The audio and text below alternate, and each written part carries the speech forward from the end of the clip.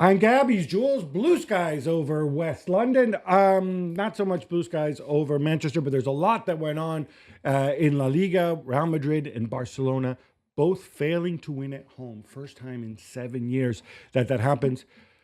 But Jules, let's start with the Manchester derby here, because not so much for the game, because it was a bad game, but it was a fair summation, I think, of where these two teams are right now and how far they have to climb out of their holes. Now, obviously, the holes...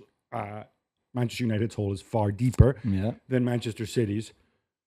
But this was a really, really turgid affair. Just to provide some context, unless United win all 7 remaining games this season, which I don't believe they will. Yeah, they won't do. This is going to be their worst season since football was invented in 1992 with the creation of the Premier League. For Manchester City, this is a horrible game. You're playing away against a horrible team that to that point, I think had lost half their league home games. Yeah. And you put on a performance like this. Yeah, it's the lack of ambition, Gab, that from a City point of view. From United, we kind of knew how they were going to approach the game. And I don't know, they may be a bit more organized and you see a bit of improvement on that point structurally. But overall, they're not good enough with the ball. They're not good enough going forward. They don't score enough goals. But from a City point of view, from Guardiola's lineup, where do you remember last week after I know it was only Leicester, but we said at least Doku and Savinho, Grealish as a 10, Marmoush, they have legs, they've got a bit of energy, a bit more verticality.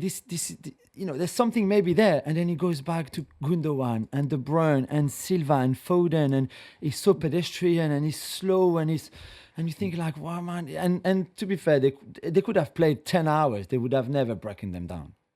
I don't want to play the mental card, the psychology card, but it does feel as if, you play Kevin De Bruyne, who, you're managing his workload all season. Now it feels like, he starts like every game. You have to, now that he's leaving. And it just felt like the players around him played with such low energy. And sometimes when you have that calm, it can denote confidence.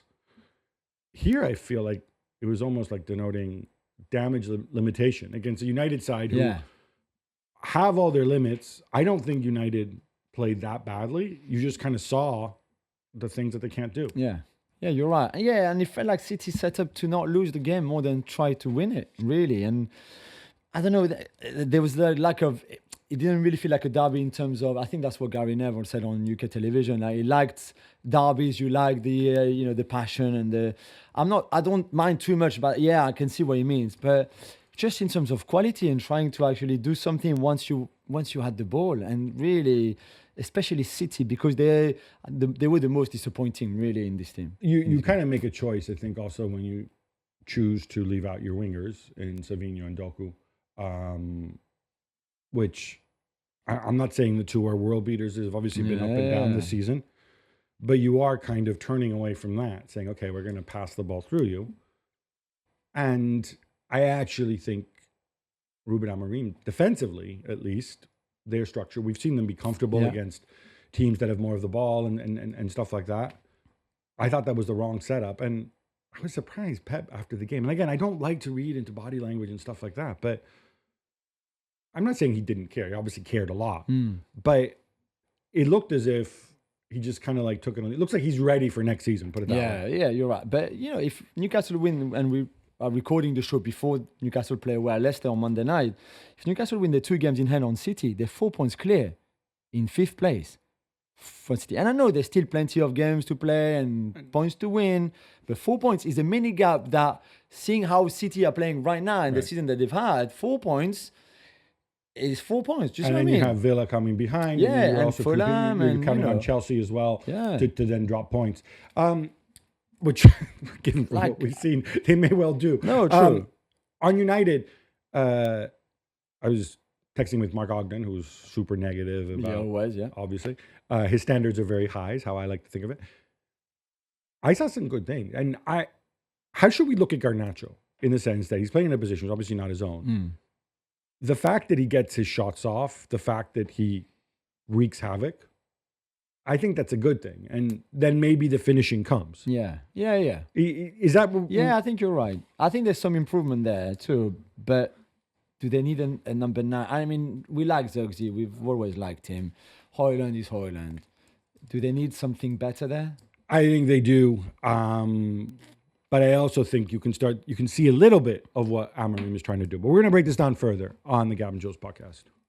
All right, let's stick to this. I want to get to City some more, but first let's talk about United, because as all our metrics tell us, they're the biggest team in the world, along with Real Madrid, of course. And the more United talk, the better. Let's have a positivity Monday. Let's have. Okay, I'll start. We'll say one positive thing each about United. Okay. They did not lose at home. Yeah. And nobody significant. Right. They did not lose at home. And that's kind of a thing this season. That's true.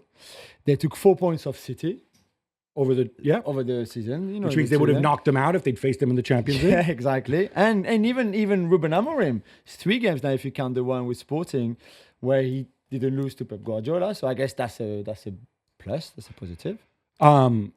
The result doesn't really matter at all to United, because they're not going to. Yeah.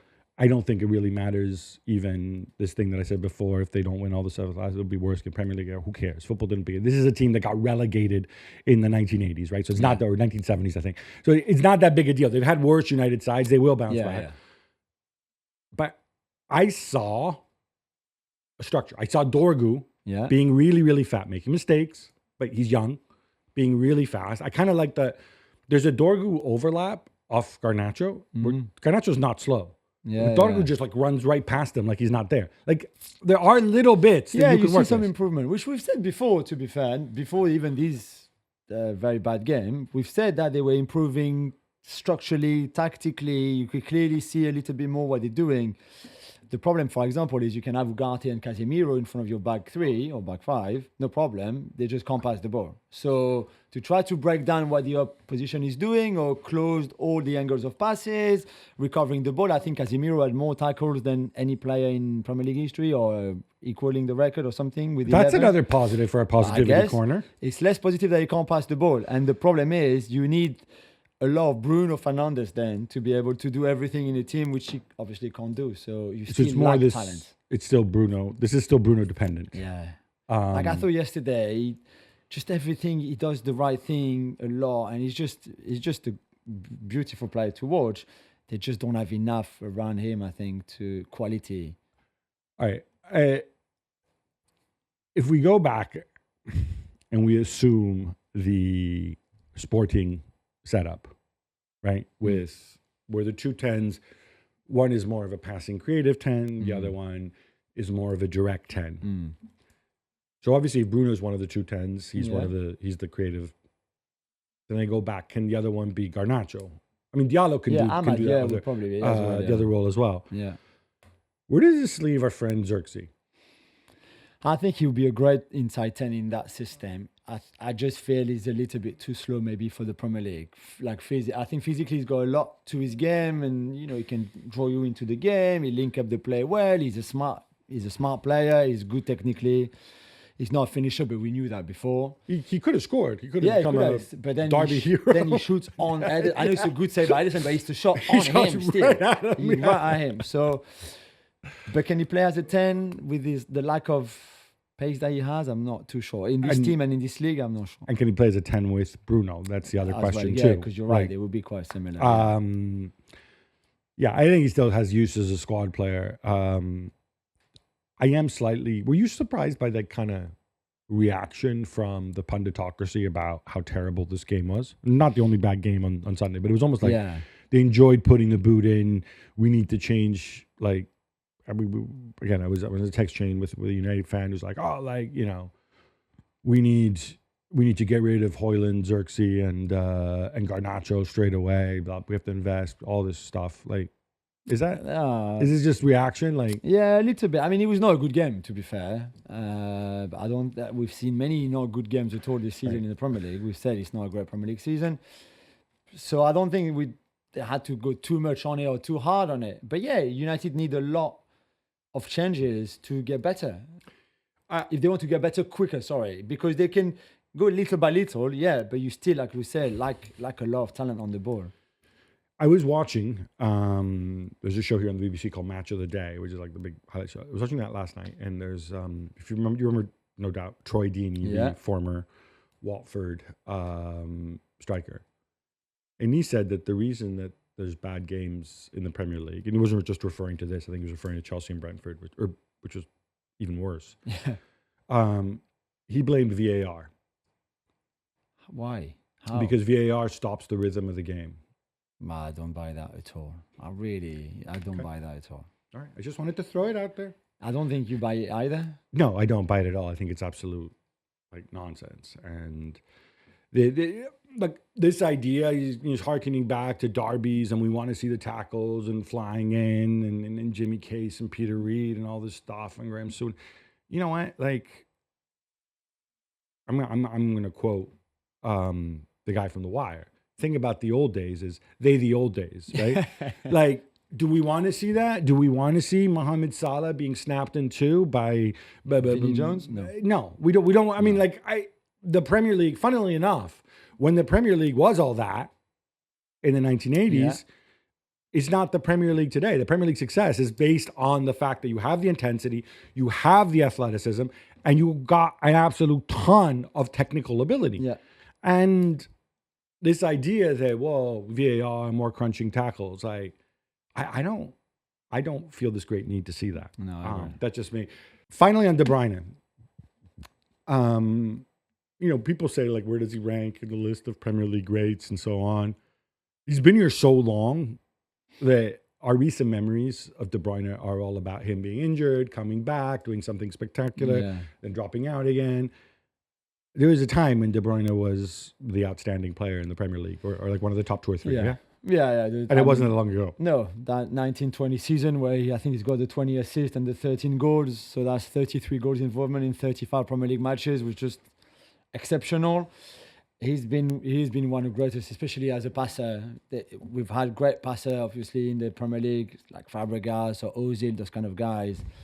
But De Bruyne is at that kind of level, seeing a pass that nobody else can see, probably not even his own teammates.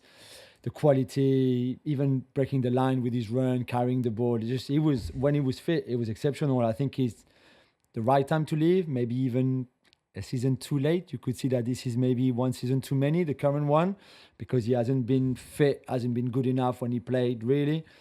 Has not actually played that much, not started that much in the Premier League. But yeah, I think for 10 years, he's given us, we pay the tickets to go and watch players like him, right? That's what we do. And he's exactly the kind of player I don't want to see injured by some full-blooded tackle in a game. Because you know what? I can go see those down the park at the weekend for free, whereas I don't get to see Kevin De Bruyne. What do you think he does next? Because obviously there have been links with MLS. Yeah. He's 34 in June, 34. It's but it's 34. I feel like something. It's like the new 28. Yeah, maybe.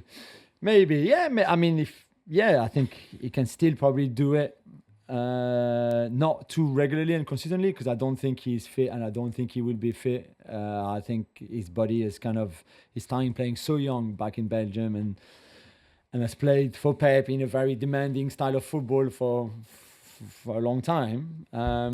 But I don't want to see him stopping. I don't think he will stop. I wonder, I'm just throwing this out there, but sometimes we see attacking midfielders. We used to see more of it back when they had sweepers. Dropping a bit. Yeah, I don't mean dropping to play sweeper. No, I would not want to see that. But his range of passing, I know his shooting is the way he strikes the ball. I think he strikes the ball better than. Well, he's one of the best in the Premier League. But with his range of passing, if there's a way to make sure that he doesn't have to sprint. Yeah. Because he can still cover the ground. If it's sideways, he's right? Sprinting, you're right. He's not going to sprint. He's not going to accelerate. I don't necessarily want him going and pressing the build up, because obviously that's also, energy sapping. But is there a role for him if there's like a team Pirlo role where you play just in front of that back four and just like ping the ball? Bim, bim. Yeah, or a Harry Winks role if you want to prefer that. No, I'm only kind of half joking. Yeah, no. And it was funny because... But he can't stay in England, right? So, not somewhere else. No, he can't. Although, I'll tell you what. Watching the... I had the Liverpool game on one screen. I had the Brentford-Chelsea game on the other screen. and I'm watching Caicedo like trying to keep the Chelsea midfield together by himself. Yeah. And Ainsley just running into brick walls all the time. And I'm thinking to myself, man, what if you drop him in there Yeah. just to create play? Oh my have God, can you Caicedo run imagine? for? No, but like that figure, right? Yeah, Some yeah. clubs don't play with that figure. Other clubs have that. I don't know. I'm just chucking it up. I guess what I'm saying is, Kevin De Bruyne, the world is your oyster. You can now rest if you choose to rest, but I would still love to see you play. I hope you find the right place for yourself and your penalty and your family, because it's been a privilege to see you Yeah, at Manchester City.